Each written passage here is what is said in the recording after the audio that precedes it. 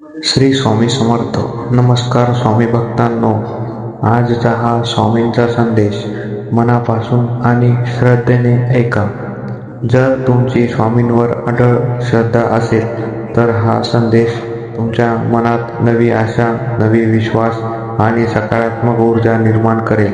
ज्या घरात हा संदेश ऐकला जाईल त्या घरात शांतता, प्रेम आणि स्वामींची कृपा सदैव राहो हीच प्रार्थना. चला आता स्वामी शब्दांची भक्तांची बोलत आहेत असे मनात धरून हा संदेश ऐकूया.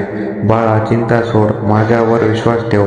योग्य वेळ, शुभ वार्ता तुझ्यापर्यंत पोहोचेल. श्रद्धा आणि संयम हेच माझ्या कृपेचे दरवाजे उघडतात. ज्या घरात माझे नामस्मरण होते तिथे आनंदाचा प्रकाश नक्कीच पसरतो. संकटे कायमची नसतात, श्रद्धा कायमची असते. दुसऱ्याचे भले कर, तुझे भले माझ्या कृपेने आपोआप होईल. प्रत्येक सकाळ नवीन संधी घेऊन येते.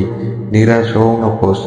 तुझ्या प्रार्थनेचा एकही शब्द माझ्यापर्यंत न पोहोचलेला नाही.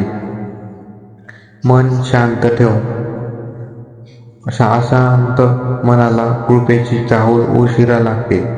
जे तुझ्या नशिबात आहे ते योग्य वेळी तुला मिळणारच. माझे नाम घे आणि भक्तीला निरोप दे. प्रेमाने बोल, प्रेमाने वाग, तेच माझी खरी पूजा आहे. राग सोड आणि क्षमा स्वीकार, तेथेच सुखाचा मार्ग आहे. प्रत्येक अडथळा तुला अधिक मजबूत बनवण्यासाठी येतो. माझ्यावर विश्वास ठेवणारा कधीच एकटा नसतो.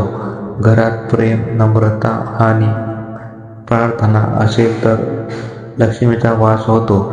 तुझ्या कष्टाचे फळ तुला नक्की मिळेल.